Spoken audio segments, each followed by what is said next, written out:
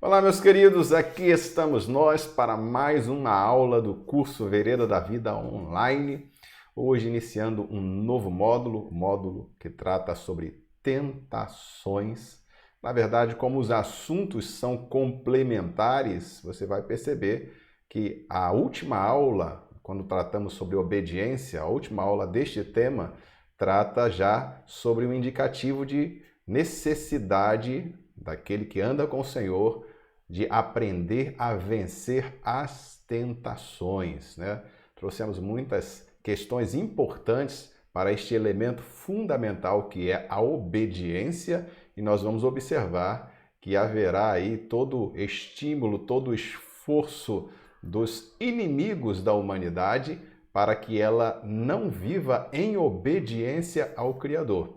E é justamente por conta desse esforço, né, contra aqueles que querem andar em obediência ao Eterno, ao Criador, que surgem aí as tentações, as investidas do maligno, as investidas do mundo e mesmo até o nosso próprio corpo serve aí como um instrumento para nos levar ao erro se não tivermos os cuidados necessários. Então vamos entrar aqui nesse novo tema, tentações, trazendo já aqui o nosso slide para que a gente possa já introduzir a aula sendo o máximo objetivo, porque tem muita coisa para falar. É um assunto certamente muito instigante, você certamente vai ter perguntas e querendo fazê-las, pode deixar aí no comentário, pode deixar lá no Telegram, você tem aí o link na descrição, você pode deixar também até no chat e assim a gente vai acompanhando as perguntas e tentando, na medida do possível, dentro do contexto da aula,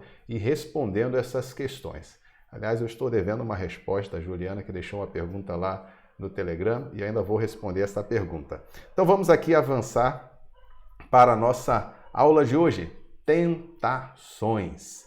As perguntas que nós nos propomos a responder aqui, primeiro, o que é tentação, a definição, aquela base para a gente partir em cima de um conhecimento, de uma definição acerca do assunto. Qual é a diferença entre tentação e pecado? Também é muito importante a gente distinguir uma coisa da outra, até porque tem muita gente que está sofrendo a tentação e mesmo sem cometer um ato pecaminoso, está sendo vítima das acusações do maligno e muitas vezes aceita essas acusações como se fossem pecados mesmo praticados e começa a se martirizar, enquanto ela precisa se desvencilhar do acusador e saber como vencer essas tentações, né, suportá-las a fim de que o adversário fuja, se afaste. É uma questão muito importante diferenciar pecado de tentação.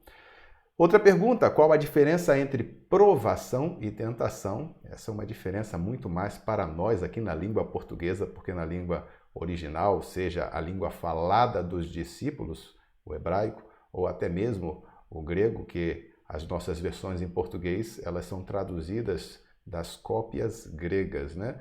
E a partir dessa tradução a gente tem as versões que hoje nós conhecemos.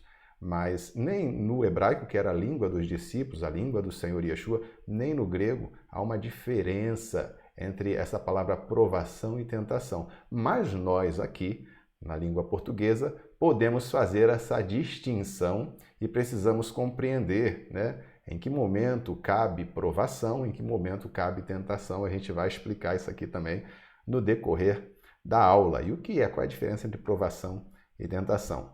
Por que a tentação é tão perigosa? Porque a tentação ela representa um grande perigo. Por que eu tenho que ter cuidado? Por que eu tenho que ter vigilância? Por que eu não posso me descuidar diante das tentações? Não posso levar como se fosse qualquer coisa. Eu tenho que ter o devido cuidado. Por quê? E quais são as fontes das tentações? Essas são as perguntas que inicialmente nós estaremos tentando responder aqui nesta aula. Se for possível, responderemos todas. Se não for, a gente deixa para a próxima aula, aquela que ficar pendente. Mas então vamos à primeira resposta, a partir até de um versículo, de um texto, que a gente sempre traz aqui um versículo no início da aula, e a gente vai perceber por que a tentação ela é perigosa. O versículo aqui que vocês estão acompanhando agora aí está assim: cada um é tentado pela sua própria cobiça. A cobiça dá à luz o pecado. O pecado gera a morte. Tudo começa onde? Na tentação. E se não houver o cuidado para frear os impulsos, os estímulos, as incitações que vão surgir ao nosso redor, se nós não tivermos o cuidado para frear isso, qual é o fim? A morte. Cada um é tentado pela sua própria cobiça, a cobiça dá à luz o pecado gera a morte. Esse texto ele se encontra na carta de Tiago, ou de Yaakov, essa é a pronúncia original do nome, no capítulo 1, versículos 14 e 15. Vocês notam aqui que o versículo aqui não está completo, mas nós vamos trazer esse versículo mais adiante, lendo o texto na escritura mesmo. Aqui você tem algumas reticências para conseguir colocar aí tudo no slide e colocar de uma maneira que fique visualizável esse encadeamento. Tentação, cobiça, pecado, morte. Veja aí a importância deste tema. E como o maligno, e ele é chamado de tentador, não por um acaso, o maligno ele trabalha todo o tempo com tentações. Ele vai estar todo o tempo trabalhando para promover a sua mensagem, para levar as pessoas a fazerem o que ele quer, especialmente transgredir o mandamento do Eterno, para que assim a humanidade fique debaixo de maldição e fragilizada. À medida que o homem fica fragilizado, ele se torna uma presa fácil para o adversário. O adversário se torna capaz de subjugar o homem que cede à tentação, que comete o pecado, que está aí agora sem a proteção do Criador. Então vamos aqui à primeira questão essencial. Aqui na verdade já respondemos uma, porque a tentação é tão perigosa, porque ela, se chegar ao seu propósito final, vai gerar a morte. Primeiro a morte espiritual e depois também a morte física. A gente vê isso desde o princípio, mas vamos aqui então à primeira definição, que é muito importante para a gente avançar nesse tema. O que é tentação? O que é tentação? Tentação é a incitação para a prática do pecado. Incitação. Preste-me atenção, nós estamos falando aqui de duas palavras que precisam estar muito claras para nós. Está aí marcado para você em vermelho, tentação, e pecado, uma cor mais alaranjada. Tentação e pecado não são a mesma coisa. A pessoa que comete pecado, ela se coloca debaixo da condenação e vai sofrer as consequências do seu pecado, da sua transgressão. A pessoa que está sendo tentada, ela não vai sofrer nenhuma sentença, nenhuma condenação por estar sendo tentada.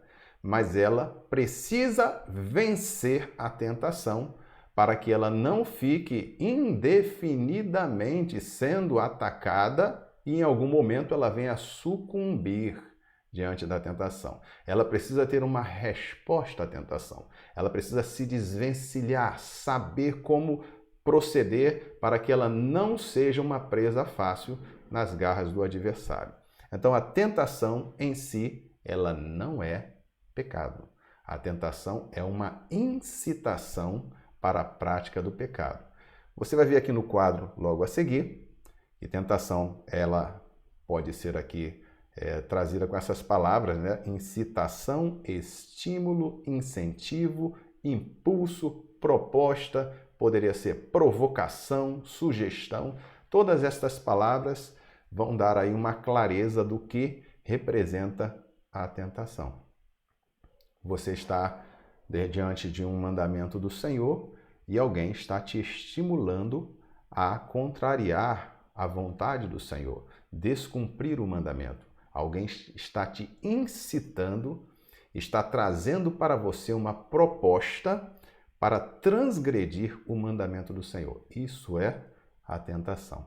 E o que é o pecado? O pecado é o ato, a ação de transgressão ao mandamento de Elohim.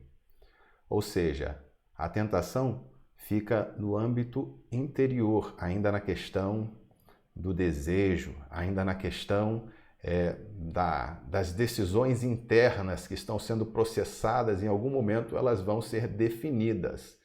Mas o pecado, ele já é o ato, ele é a ação. A pessoa age e age em conformidade com a palavra do Senhor, então ele está em obediência. Ele age contrariamente ao mandamento do Senhor, está em pecado, está em desobediência. Ela está transgredindo o mandamento do Senhor. É por isso que nós podemos dizer que tentação e pecado não são a mesma coisa. Há uma clara diferença entre uma e outra coisa. Você vai ter mais clareza quando a gente trouxer aqui o exemplo acerca da tentação, que é o exemplo de Adão, e também o exemplo do Senhor Yeshua. Mas antes de trazermos esse exemplo, vamos aqui à Escritura, até para a gente ter essa definição de pecado a partir do texto sagrado, e vocês vão ver aqui na primeira carta de João, ou de Yohanan, capítulo 3, versículo 4, diz assim: todo aquele que pratica o pecado também transgride a lei, porque o pecado é a transgressão da lei. Ou seja, o pecado é a transgressão da Torá. Torá pode ser traduzida por lei, pode ser traduzida também pela instrução, instrução do Eterno. O ensinamento que o Senhor transmite ao seu povo para que saiba viver regradamente, expressando o caráter do Criador, amando ao seu próximo, não amando segundo a imaginação, onde cada um faz o que imagina ser melhor, o que o seu sentimento diz. Não, amando conforme os mandamentos, conforme as instruções que o Senhor dá. O Senhor nos ensina a amar. Ele nos dá o exemplo de amor, o maior de todos os exemplos, é o próprio Yeshua, o nosso Salvador, veio ao mundo, sempre esteve em obediência ao Pai e manifestou o seu amor para conosco, cumprindo toda a vontade do Pai. Então, veja que esse amor está vinculado ao que Elohim, o Pai, diz, fala. Ele fala, eu recebo as palavras dele, eu obedeço e então eu expresso o amor de Elohim. E é assim que o Senhor quer que nós andemos. À medida que eu estou sendo instruído, eu recebo a lei do Senhor, recebo os mandamentos do Senhor, eu preciso viver em obediência. Se eu transgredir, aí eu cometo pecado. Então, aqui pela definição da Escritura, a gente já vê claramente essa distinção. O pecado é o ato, é a ação. E a tentação, ela é um incentivo que vai afetar o nosso interior e nós vamos precisar saber como lidar, como refutar a tentação, como vencer a tentação para não transformarmos a tentação em um ato pecaminoso, um ato de transgressão ao mandamento do Eterno. Então, temos aqui já esse texto lido e agora sim, vamos àquele texto que eu falei para vocês que leríamos no começo, já no texto sagrado, aqui em Yaakov, capítulo 1, a carta de Yaakov, ou a carta de Tiago, capítulo 1, versículos 14 em diante. Ao contrário, cada um é tentado pela sua própria cobiça, quando esta o atrai e seduz. Então, a cobiça, depois de haver concebido, dá à luz o pecado. E o pecado, uma vez consumado, gera a morte. Não vos enganeis, meus irmãos. Então, percebam aqui, na verdade, só o versículo 14 e versículo 15 era o nosso interesse. No versículo 14, nós observamos que a pessoa que está sofrendo a tentação, ela está sendo afetada por questões internas, né? A cobiça, o desejo. A pessoa recebe um estímulo, ela vai ser às vezes bombardeada de várias frentes e vai brotar dentro dela, se ela não tiver o cuidado de refutar as palavras malignas, os incentivos malignos, vai brotar dentro dela um desejo. Muita gente pensa que o desejo vem assim do nada, né? As pessoas não param para pensar de onde surgem esses desejos, às vezes que se tornam tão intensos e a pessoa acha, não, eu nasci para isso, esse desejo está no meu coração e eu preciso dar vazão a isto e acha que isso é viver. A primeira coisa que a pessoa precisa saber é de onde vem esse desejo. Esse desejo, ele vem do Senhor e depois ela tem que observar para onde esse desejo vai me levar. O fim vai ser bom? É garantido? Eu estou certo de que alcançarei aquilo que eu tenho em mente? Ou esse desejo vai me destruir? A gente tem que ter muito cuidado com o que a gente deseja. Tenha muito cuidado com aquilo que você deseja. Tem um exemplo na Escritura muito interessante que é quando o povo de Israel estava no deserto e ele desejou comer carne, desejou comer as cebolas do Egito. Ficaram lembrando dos pratos que eles comiam quando estavam no Egito como escravos. Estavam escravizados no Egito, agora eram livres, mas estavam numa caminhada difícil, que era a caminhada no deserto. Eles foram tirados do Egito com mão forte, o Eterno estendeu a sua mão poderosa, enviou pragas sobre o Egito, e, enfim, Faraó se deu por vencido e permitiu o povo sair. Muito embora, lá na frente, ele voltou atrás e quis perseguir o povo no deserto e acabou perdendo todo o seu exército por conta da sua atitude ensandecida. Ele perdeu o exército dele no mar, porque o mar tragou ali, o povo de Israel passou e depois se fechou o mar em cima do exército de Faraó. Agora, o povo não estava mais realmente no Egito, estava agora numa outra condição, num deserto. Tinha que estar preparado para enfrentar as dificuldades e prover, inclusive, alimentos para si no momento daquele um pouco mais complicado, né? Um pouco não, bastante mais complicado. Mas o mesmo Elohim, o mesmo Eterno que tirou eles de lá com mão forte, haveria de prover o alimento para eles. Só que em determinado momento eles não estavam satisfeitos com o que o Senhor estava provendo para eles. Eles queriam comer aqueles pratos que eles comiam no Egito. O que eles não lembravam é que lá eles eram escravos. E esse desejo deles de comer carne, de saudade das coisas do Egito, não agradou ao Senhor. Porque depois de tanto esforço para tirá-los da escravidão, eles estão desejosos de estar lá comendo as comidas do Egito, quando eles viviam na escravidão, viviam debaixo do jugo de Faraó, das maldades de Faraó, que chegou inclusive a mandar matar os recém-nascidos. Os filhos deles eram lançados no rio, como até sacrifícios aos deuses, porque o rio Nilo, ou Ieor em hebraico, era considerado um dos provedores de Egito, era adorado como um deus. E eles entregavam, os filhos dos hebreus eram lançados no rio quando eram na recém-nascidos, mas eles não lembravam de nada disso. O que estavam desejando eram as cebolas, as comidas, as carnes que ele comiam no Egito. E o Senhor, até certo momento, parecia ter atendido o pedido deles, enviou codornizes, pássaros, e eles comeram daqueles pássaros que foram enviados ali para o acampamento deles. Enquanto eles estavam comendo, o Senhor enviou uma praga e muitos morreram por conta daquela praga enviada da parte de Elohim. E aí a pessoa não para para pensar, não para refletir naquilo que aconteceu no deserto.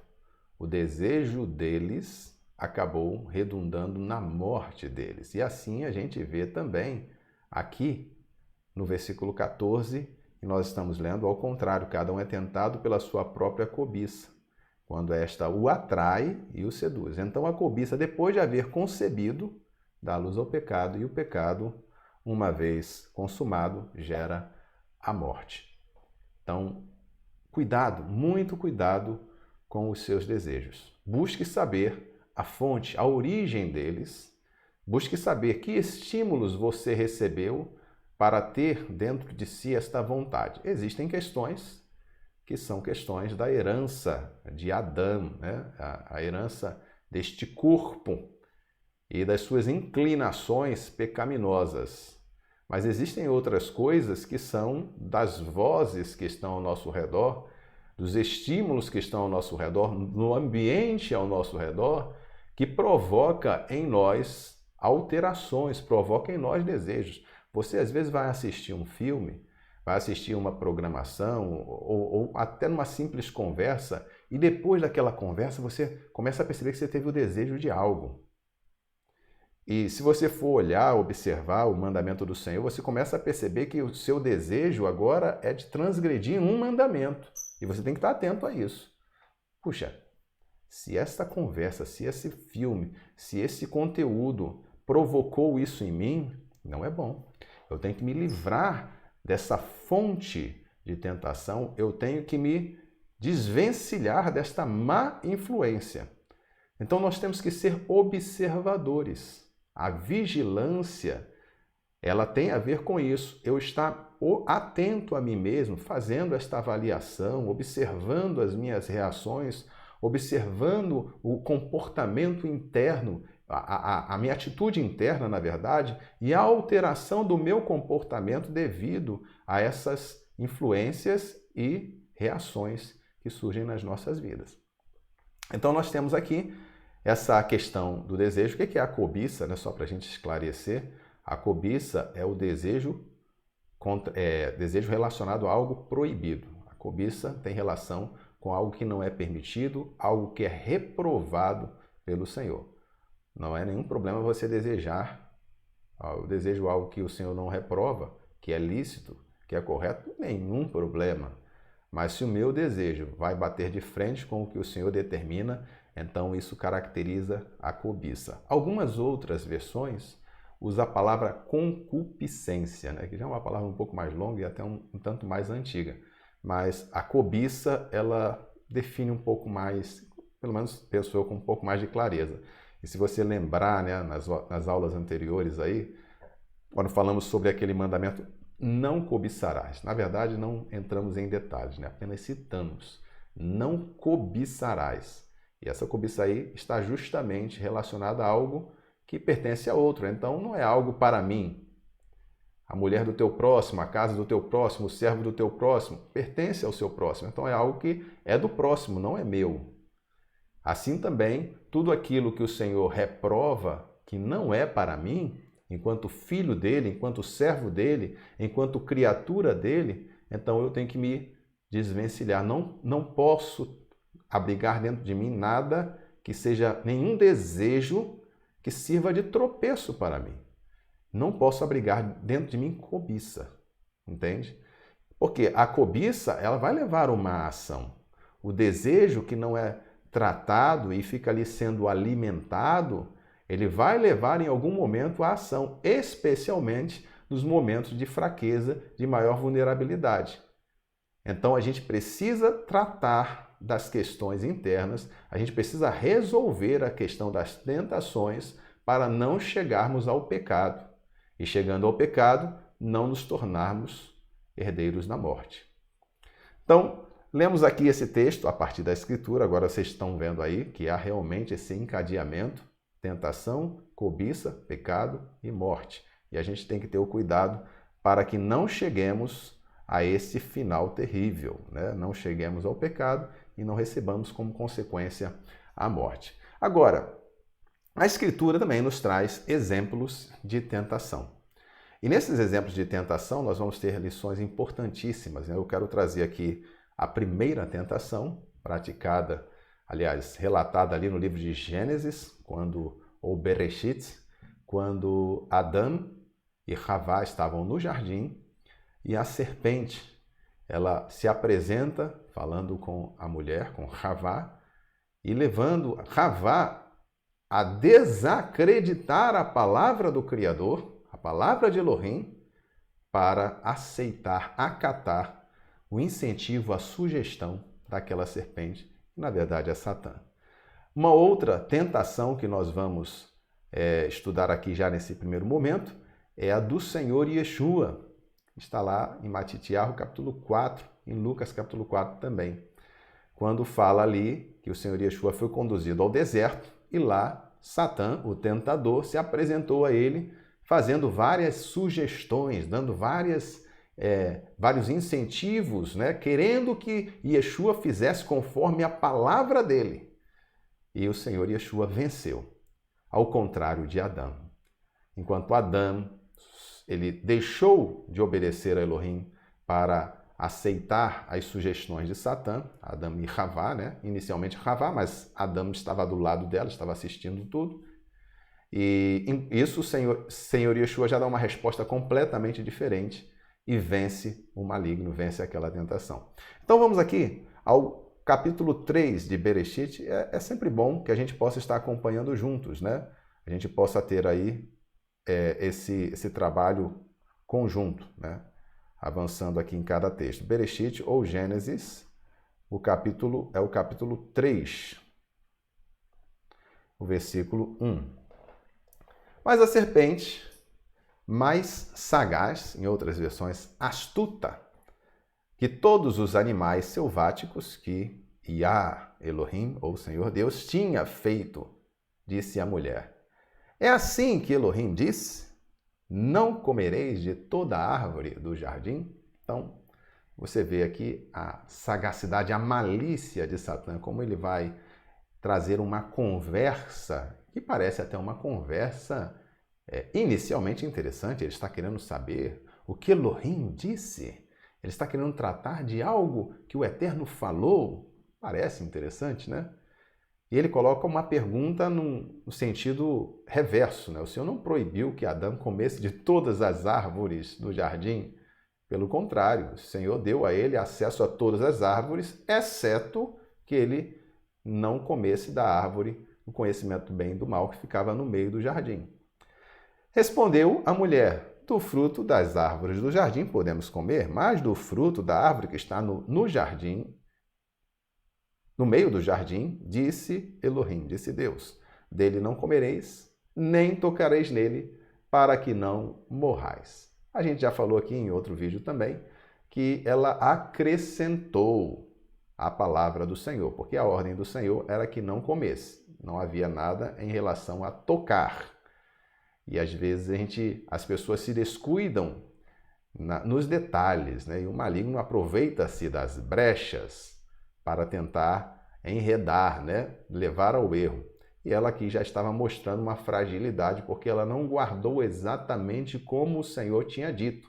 Ela já acrescentou aqui: nem tocareis nele. Na aula passada, quando falamos sobre obediência e trouxemos a questão dos mandamentos, uma das ordens do Senhor é que não deveríamos diminuir e nem acrescentar nada aos seus mandamentos. Aqui, Adão recebeu o mandamento, Havá recebeu este mandamento e já estava acrescentando nessa conversa com a serpente. Então a serpente disse à mulher: é certo que não morrereis. Perceba aqui que a serpente está contradizendo a palavra de Elohim. Chegando nesse ponto, o que a mulher deveria fazer imediatamente? Não temos mais nada para falar a respeito deste assunto. Porque, obviamente, Elohim está num patamar muito mais elevado do que uma serpente. Até mesmo Adão e Havá estavam ali para dominar sobre a criação do Senhor. Por que estariam dando ouvidos a uma serpente? E é assim que muitas tentações começam. Quando a pessoa dá ouvidos àqueles que não deveriam ouvir. Àqueles que não têm nada para contribuir, não tem nada a somar. Às vezes, poderia aproveitar melhor o seu tempo fazendo algo edificante, mas às vezes gasta o tempo, ligou a televisão, uma conversa aqui, uma fofoquinha, começa com essas conversas que não vão não vão trazer nenhum proveito e a pessoa está abrindo brechas ao maligno. Logo, logo, ela está enfraquecida. Logo, logo, o seu interior está sendo modificado e ela não está percebendo, porque ao invés de estar vigilante, ela está descuidada. Está conversando com a serpente, mas não está percebendo a malícia, os ardis do adversário. Então, ela diz: é certo que não morrereis, porque Deus, Elohim, sabe que no dia em que dele comerdes, do fruto, né? Se vos abrirão os olhos, e como Elohim, como Deus sereis, conhecedores do bem e do mal. Vendo a mulher que a árvore era boa para se comer, quem disse que a árvore era boa para comer? A serpente. Agradável aos olhos, por que ela estava vendo agora aquela árvore como boa, agradável aos olhos? Porque o seu interior já estava modificado. Porque ela estava sendo tentada e não estava percebendo que estava passando por uma tentação. Ela não estava percebendo agora que, ao invés de rejeitar o fruto daquela árvore, ela estava desejando o fruto daquela árvore. Ao invés de escapar da morte, ela estava abraçando a morte, porque era o final. O pecado vai gerar a morte e ela estava prestes a pecar.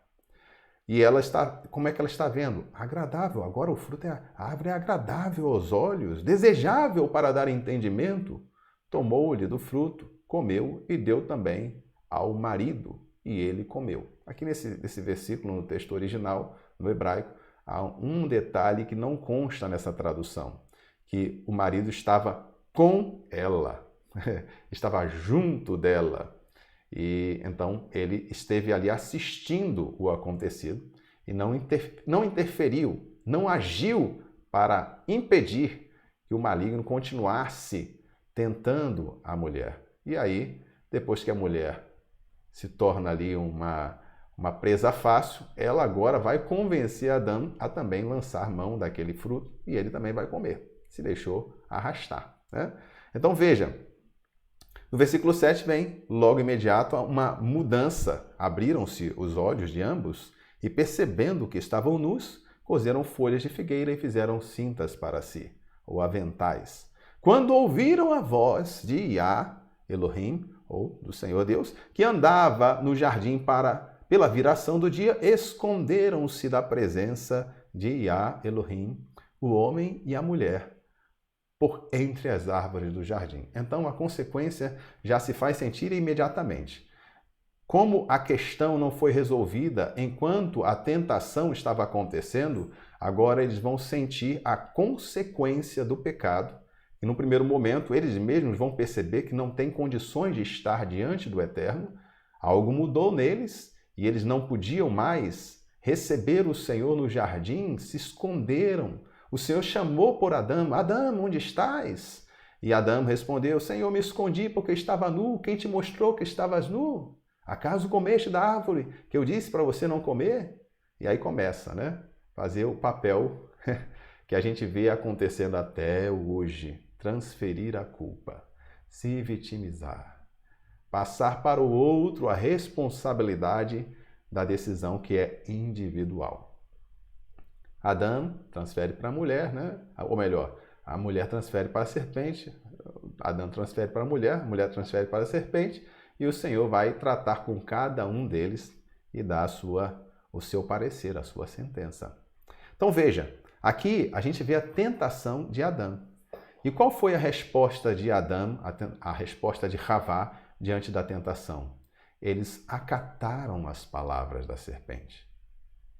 Eles receberam aquelas palavras e aquelas palavras produziram em Havá e em Adão o desejo por algo proibido por Elohim, algo que haveria de destruir eles, mas esse desejo estava lá. Eles não refutaram a palavra de Satã. A palavra do Eterno diz: resisti a Satã e ele fugirá de vós. Mas eles não resistiram ao adversário, eles cederam ao adversário. E a partir de então, a tragédia chegou na humanidade. E aí a gente vê todas as consequências até os dias de hoje. E a morte é uma realidade aí que está presente. E somente através do Senhor Yeshua, as pessoas que se unem a Ele terão a vitória sobre a morte. Por quê? Porque o Senhor Yeshua, diante da tentação, teve uma outra resposta. E aí a gente vai lá ao texto de Matitiahu, ou Mateus, no capítulo 4 de Matitiahu, versículo 1, que diz assim: a seguir foi Yeshua levado pelo Espírito ao deserto para ser tentado pelo diabo, ou diabo aqui é adversário, no hebraico, Satã, que também quer dizer adversário. E depois de jejuar 40 dias e 40 noites, teve fome. Eu quero salientar aqui, nesse primeiro versículo, e essa é uma questão muito importante, para que a gente possa compreender na tentação do Senhor Yeshua, lições que precisamos trazer para as nossas vidas também. Quem conduziu o Senhor Yeshua ao deserto? Versículo 1. A seguir foi Yeshua levado pelo Espírito ao deserto para ser tentado por Satã. Então, observe que quem conduziu ele ao deserto foi o Espírito. Em Lucas isso também está enfatizado. Yeshua, cheio do Espírito Santo, voltou do Jordão, ou Yarden, assim fala o nome original do rio, e foi guiado pelo mesmo Espírito no deserto. Então, os dois, tanto Matitiarro, ou Mateus, como Lucas, enfatizam a direção do Espírito Santo nesse fato de Yeshua ir ao deserto. Isso é importante por quê? Porque logo que se aproxima o tentador, aqui no versículo 3, então o tentador, aproximando-se, lhe diz: se és o Filho de Deus, Filho de Elohim, manda que essas pedras se transformem em pães. E essa é a primeira sugestão, o primeiro incentivo, o impulso que o maligno está dando para que o Senhor Yeshua agisse. E o Senhor, ele não vai agir conforme a palavra de Satã. E aí a gente tem que ter um entendimento. Qual era o pecado que Yeshua estaria cometendo se ele transformasse aquelas pedras em pães para saciar a sua fome? O versículo 2 diz que ele estava com fome. Ele tinha passado 40 dias e 40 noites sem comer.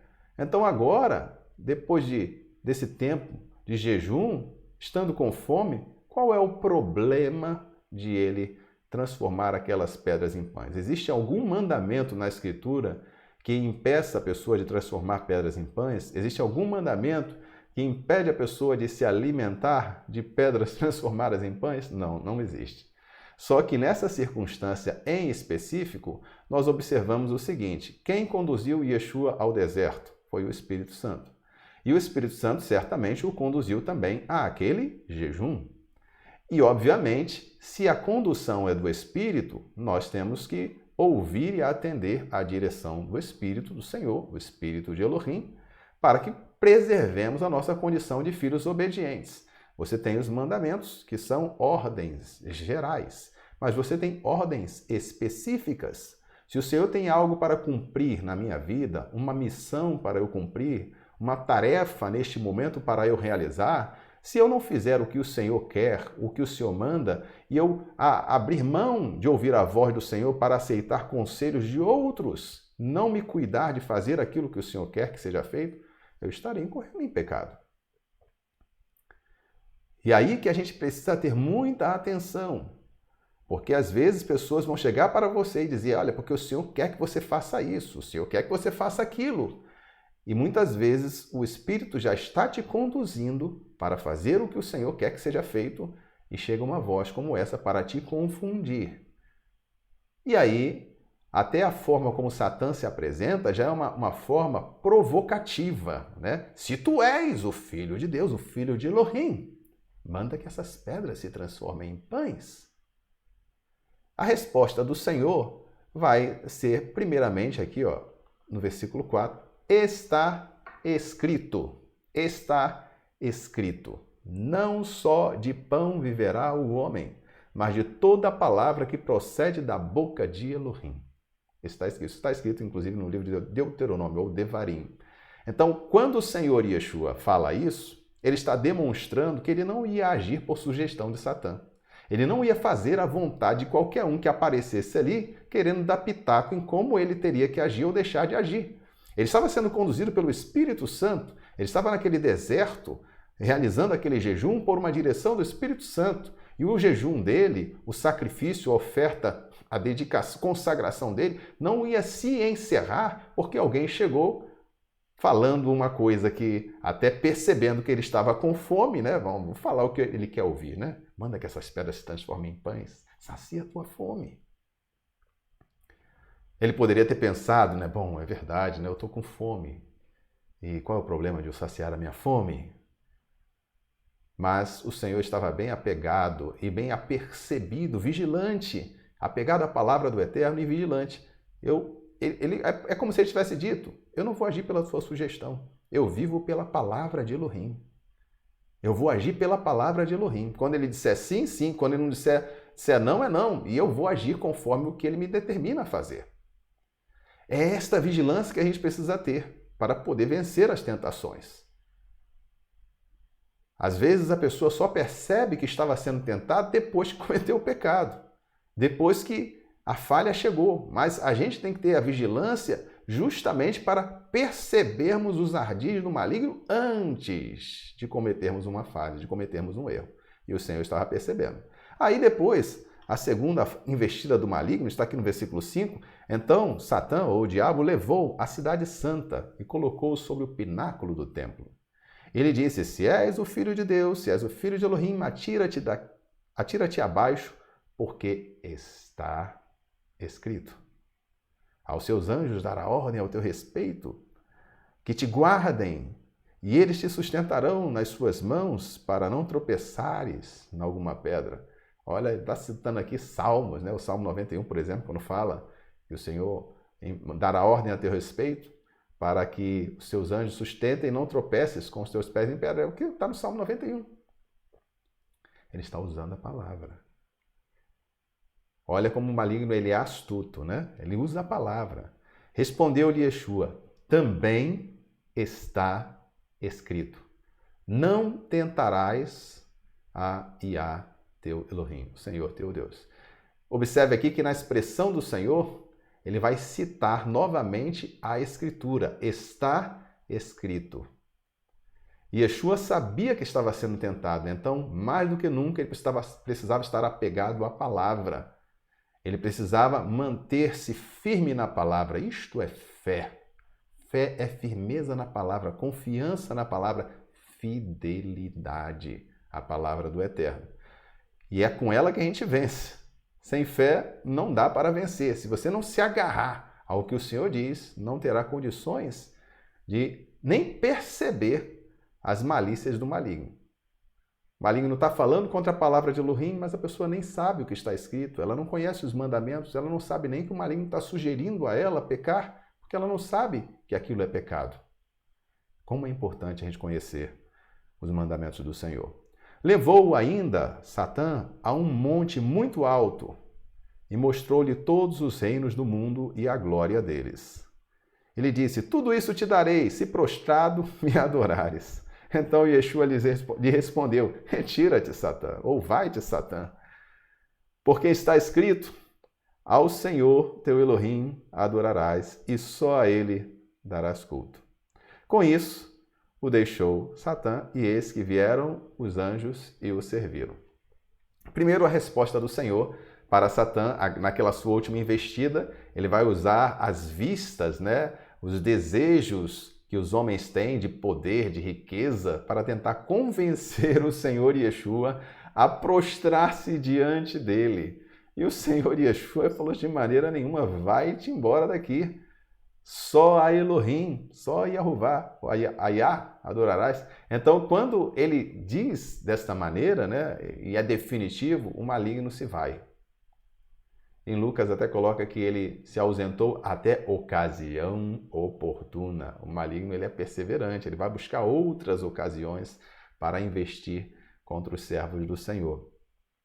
E por fim, no versículo 11 diz, eis que vieram os anjos, os mensageiros celestiais, e o serviram. Ou seja, o jejum do Senhor Yeshua acaba no momento em que os mensageiros celestiais, os anjos do Senhor, vêm servi-lo, vêm saciar a sua fome. Então perceba que, de fato, ele estaria tendo, da parte do Senhor, uma definição do momento do encerramento. E aquele era o momento final, ele passaria por aquela tentação, de fato até o jejum que ele fez anteriormente foi um preparativo e venceu ali o maligno. O maligno estava envergonhado. Isso, inclusive, acontece logo depois que Yeshua foi batizado em águas, e Yohanan, o batizador, aquele que vinha realizando o seu ministério antes para preparar o caminho para o Salvador, ele batizou o Senhor Yeshua e logo após o Espírito o conduziu ao deserto. Quando ele regressa do deserto, então ele já começa o seu ministério pregando, né? Levando também essa mensagem do reino dos céus, inicialmente para os judeus. Então, vejam aqui, eu trouxe esses dois exemplos, por quê? Porque são muito emblemáticos, né? Enquanto Adão, ele cedeu à tentação e trouxe sobre si todas essas consequências negativas que o pecado traz, o Senhor Yeshua, ele resistiu ao maligno, firme na palavra do Senhor, vigiando, apercebido e, no final de tudo, mostrou-se obediente. Ele não transgrediu o mandamento do Senhor. As sugestões de Satã, os incentivos de Satã não produziram uma mudança no interior do Senhor Yeshua, de modo que ele viesse a desejar fazer algo reprovável pelo Eterno. Não, pelo contrário, ele mostra firmeza no seu posicionamento, na obediência ao Pai. Então, voltando aqui para o nosso slide agora, nós temos aqui essa definição do que é tentação e provação.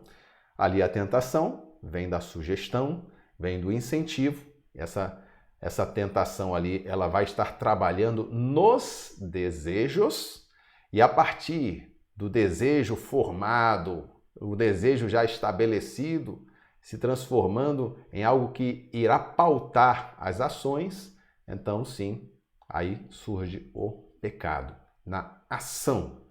Então, se eu estiver desejando algo que está reprovado pelo Eterno, então o que eu tenho que fazer? Eu tenho que me livrar desse desejo. Eu tenho que levar aos pés do Senhor esta causa.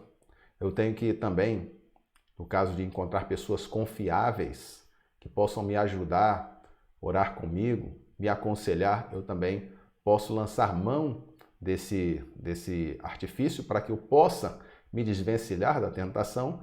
É sempre melhor você ter uma providência antecipada. É muito melhor você chegar diante de uma pessoa para se aconselhar enquanto você está sofrendo algum tipo de tentação, do que depois para buscar resolver uma questão de pecado. Óbvio que a pessoa cometeu o pecado, ela não vai ficar sempre sendo atacada pelo maligno e definhando. Ela tem que buscar confessar o seu pecado, tomar as providências para reparar o pecado aos pés do Senhor, para que ela possa se restabelecer. Mas se ela ainda está na fase inicial ali, enfrentando as suas lutas, a tentação, ela tem que buscar ao Senhor para que ela vença e não sucumba, ela não caia em tentação. E é por isso que na oração que o Senhor Yeshua colocou para os seus discípulos, que serve de modelo na oração conhecida aí como o Pai Nosso, está lá, guarda-nos de cairmos em tentação, né? Perdoa os nossos pecados, assim como temos perdoado os nossos devedores, e livra-nos da tentação, livra-nos de cairmos em tentação. Por quê? Porque realmente é um combate constante que você vai estar enfrentando em muitos lugares, situações, com muitas pessoas, até em momentos mais inesperados, você vai enfrentar essas sugestões, essas provocações do adversário. Avançando aqui para uma outra questão importante que a gente precisa definir, respondendo mais uma pergunta, que trata da diferença entre provação e tentação. E já trouxe aqui no início que essa diferença ela aparece mais aqui para a nossa língua, para o português. Se eu for para o hebraico, por exemplo, eu vou observar que a palavra que aparece nas nossas traduções como provação, às vezes traduzida por provação, às vezes traduzida por tentação. No hebraico é uma palavra só, é uma mesma palavra. Puxa, então como é que eu vou saber se eu estou passando por uma provação ou por uma tentação? Qual é a diferença para nós? Para nós aqui no português, se você for procurar no dicionário, você vai ver que provação está mais relacionado ao sofrimento, às dificuldades, desafios que você está enfrentando, momentos difíceis. Isso na Escritura a gente vê muito nas perseguições por causa do Senhor, por causa da sua obediência, ataques malignos por conta do seu posicionamento enquanto servo do Senhor, isso sim, aí caracterizam as provações. Também, se for procurar no dicionário, a tentação está relacionada a uma prática de algo reprovável, né? A um estímulo, na verdade, a um estímulo para fazer algo reprovável, um impulso para cometer um pecado, segundo a Escritura. Então, você vê já que, como o maligno faz ali com o Senhor Yeshua, ele está tentando convencer o Senhor Yeshua a descumprir um mandamento, a não fazer conforme a vontade de Elohim, sair do plano de Elohim, sair da obediência a Elohim. Então, no português, você consegue fazer essa diferenciação, provação e tentação.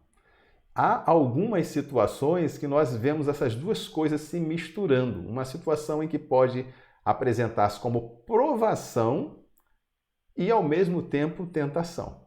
Mas isso a gente vai até ver de uma maneira mais exemplificativa, mas antes a gente chega aqui no nosso slide. E por que eu estou falando sobre isso? Porque quando você for ler na Escritura, você vai ver essas duas palavras, né? Algumas vezes, você pode até ficar um pouco confuso, especialmente se você for ler na revista, nas versões Almeida Corrigida Fiel, Almeida Revista e Corrigida, e algumas vezes também na tradução brasileira. As que são as versões mais modernas, né, como a atualizada, nova atualizada, a NVI e outras, elas já resolveram um pouco mais a tradução desta palavra, mas as versões um pouco mais antigas, elas têm alguns problemas nessa tradução. Então, já estou alertando vocês para que vocês, ao se depararem às vezes com um texto, mas aqui parece que é tentação e está escrito provação, aqui parece que é provação, mas está escrito tentação, porque há algumas dificuldades de tradução em algumas versões um pouco mais antigas, tá bom? Então vamos ver aqui, só para a gente exemplificar, inclusive, aqui no nosso slide, provação e tentação. Como é que a gente vai diferenciar uma da outra? A provação tem por objetivo testar a fé, ou melhor aqui, tem por objetivo testar a fé e produzir o aperfeiçoamento. E a tentação tem por objetivo produzir a cobiça, ou seja, o desejo pecaminoso, e levar ao pecado. Então, provação, objetivo, testar a fé e produzir aperfeiçoamento. Ou seja, a pessoa está passando por um teste e aquele teste vai trazer para ela um crescimento. Os pais fazem isso com seus filhos. Às vezes dão alguma tarefa que vai dar um pouquinho mais de trabalho, vai dar uma dificuldade para o filho. Ela, às vezes, pode até pedir uma ajuda, mas você pode dizer, não, você é capaz de fazer, vai lá, faça e depois me traga aqui pronto. Porque essa autonomia para fazer, conforme já a capacidade alcançada, ela é importante. A criança, para ganhar confiança também. E o Senhor faz isso conosco. Ele permite que a gente enfrente certas lutas ou até mesmo ele envia certas dificuldades para que a gente possa perceber o nosso potencial enquanto filhos de Elohim e possamos nos desenvolver, né? A gente vai crescer à medida que enfrentamos as dificuldades. Vai olhar para Davi, o rei Davi. O Senhor deu para ele os desafios enquanto ele era pastor. Enfrentou um urso, enfrentou um leão. Depois, ele foi visitar os seus irmãos enquanto estavam lá naquela guerra com os filisteus. E estava lá Golias, o gigante, afrontando o exército do Senhor, e o Senhor confiou a Davi enfrentar aquele gigante e venceu. Mas as lutas de Davi acabaram por aí? Não, depois veio Shaul, né, o rei Shaul com inveja dele, perseguiu ele muito tempo e ele venceu. Então, a vida dos servos do Senhor é uma vida assim, às vezes de momentos desafiadores, difíceis, mas de vitórias sucessivas se estiverem sendo guiados por Elohim. Então nós temos aqui a provação, a tentação tem como objetivo produzir a cobiça, o desejo pecaminoso e levar ao pecado, enquanto a provação tem o objetivo de testar a fé, se a pessoa está firme na palavra do Senhor, e produzir o aperfeiçoamento. É mais ou menos o que acontece com a prata que passa pelo fogo, né? Vão ser retiradas as impurezas mas ela vai passar por aquela provação, por aquele fogo, e depois ela vai estar mais aperfeiçoada, né? Vai estar mais pura. Também a gente vai identificar pela fonte, né? A fonte da provação, geralmente promovida ou permitida por Elohim. E a tentação geralmente é promovida por Satã, muito embora existam outros agentes ou outras fontes de tentação. O maior interessado na tentação, em levar o homem, a incentivar o homem ao pecado, é o adversário, é Satã. Então, essas são diferenças que a gente pode identificar quando a gente for encontrar na nossa leitura a expressão provação e a expressão tentação, ou o verbo provar e o verbo tentar.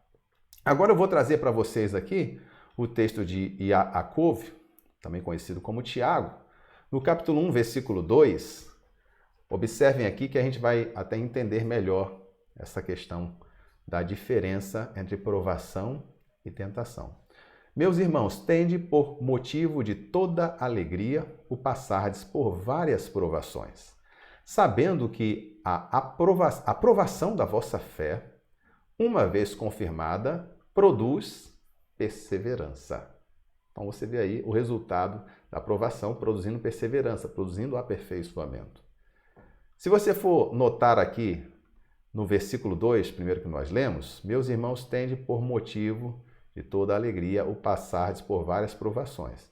Eu vou colocar aqui agora na versão Corrigida Fiel, Almeida Corrigida Fiel. Meus irmãos, tende grande alegria quando enfrentardes várias tentações. Essa tradução aqui já não está muito adequada, né? Você vai observar, inclusive aqui a corrigida da Sociedade Bíblica. Deixa eu achar aqui para vocês. Eu não vou ter aqui agora. A tradução brasileira, também é passado. Então, não vou ter aqui agora a corrigida. Só tem atualizada. Mas ok. Na corrigida, você vai encontrar, inclusive, aqui, não passardes por várias provações, cairdes em várias tentações, o que é uma tradução muito infeliz, né? Então, a gente tem que ter aí essa clareza do que é uma versão correta e uma versão incorreta. Meus irmãos, tende por motivo de toda alegria o passardes por várias provações, sabendo que a aprovação da vossa fé, uma vez confirmada, produz perseverança. Então, é por isso que eu estava explicando para vocês. Nos idiomas hebraico e grego, a palavra é uma única palavra. Por isso que quando traduziram, ao invés de traduzirem aqui corretamente por provação, traduziram por tentação. Porque pode ser traduzida por uma ou por outra. Só que o contexto aqui é claramente um contexto de provação. É algo para produzir aperfeiçoamento. Por isso que o Senhor fala, se você está enfrentando provação, fique alegre. Mas ninguém vai ficar alegre porque está sendo tentado. Porque a tentação não é para a obediência, a tentação é para o pecado. A provação, sim, é para o aperfeiçoamento. Aqui no mesmo capítulo 1, versículo 13, nós vamos ver aqui assim, ninguém ao ser tentado diga, sou tentado por Deus ou por Elohim, porque Elohim não pode ser tentado pelo mal e ele mesmo a ninguém tenta. Ao contrário, cada um é tentado pela sua própria cobiça quando esta o atrai e seduz. Então a cobiça, depois de haver concebido, dá à luz o pecado. E o pecado, uma vez consumado, gera a morte. É aquele texto que a gente já leu anteriormente. Veja que agora está se falando claramente de tentação. Até porque a tentação ela não procede de Elohim, jamais procederá de Elohim. E por que motivo eu sei que a tentação não vem de Deus, não vem de Elohim? Porque o Senhor não tem interesse que eu peque. Elohim não vai dar nenhum incentivo para eu transgredir o mandamento dele. Então eu sei que se surgir dentro de mim um desejo para descumprir a ordem do Senhor, o mandamento do Senhor, esse desejo não procede de Elohim. Ele procede de uma outra fonte. Eu vou identificar de onde é que estão surgindo esses incentivos, por que brotou em mim esse desejo. Eu tenho que identificar. eu tenho que reparar minha rotina, eu tenho que reparar o meu ambiente, eu tenho que reparar com quem eu estou conversando, quais são as vozes que estão me influenciando, eu tenho que estar desperto. Se eu estiver dormindo, eu não vou conseguir perceber essas malícias, né? Essa forma do maligno atuar. Então, queridos, nós temos mais a falar, mas por hoje, agora que estamos completando aqui 1 hora de aula, nós vamos encerrar e a gente continua na semana que vem. E encerrando aqui com o versículo, aqui no nosso último slide, vigiai e orai. Deixa eu tirar aqui para vocês poderem ver. Vigiai e orai para que não entreis em tentação. Na verdade, o espírito está pronto, mas a carne é fraca. Essas são palavras de Yeshua. Fala lá em Matitiahu ou Mateus, capítulo 26, versículo 41. E o Senhor fala isso para os seus discípulos, naquele momento em que está no jardim, orando, pedindo ao Pai, se possível, passa de mim esse cálice, contudo seja feita a tua vontade. E os discípulos, quando o Senhor voltou, estavam dormindo, estavam carregados ali de sono, mas o Senhor fala para eles, olha, vigiai e orai para que não entreis em tentação. Na verdade, o espírito está pronto, mas a carne é fraca. É preciso vencer a tentação. Hoje nós estudamos um pouco sobre o perigo, estudamos um pouco sobre a definição de tentação, a diferença entre tentação e pecado, a diferença entre provação e tentação, e na semana que vem a gente vai avançar um pouco mais neste tema, trazendo outros conteúdos fundamentais para que a gente possa ter esta vigilância. Bom, quais são as fontes? Quais são os agentes da tentação? Ao que eu devo estar observando? Quais são as atitudes práticas que eu devo tomar para que eu não seja arrastado ao erro, ao engano? Como é que eu posso me precaver para que o adversário não tenha ocasião para fazer as suas artimanhas? Tudo isso a gente vai estar estudando juntos aqui na próxima semana. Por fim, aqui a gente faz aquele convite para você se inscrever no curso, o link está aí na descrição, fazer também a sua inscrição no canal Bessorá, e compartilhar esse vídeo. Da mesma maneira que você está sendo beneficiado com esse aprendizado, com essas lições, você também tem este dever de transmitir aos outros. É uma atitude de amor, uma atitude de cuidado também para com o seu próximo. Que o Senhor abençoe a todos vocês. Ficam abertas aí as perguntas. Esse é um assunto bastante instigante. Pode deixar no chat, pode deixar no comentário, pode deixar lá no Telegram, pode deixar lá na plataforma do curso também e estaremos aí tratando e respondendo. Uma outra questão para a gente encerrar, eu ainda estarei colocando material escrito sobre este tema, tentações, e ainda vou trazer um questionário, o exercício referente ao tema obediência, que foi o tema passado. Tá bom? Senhor guarde a todos vocês, que o Senhor vos ilumine. Uma excelente semana para todos. Shalom.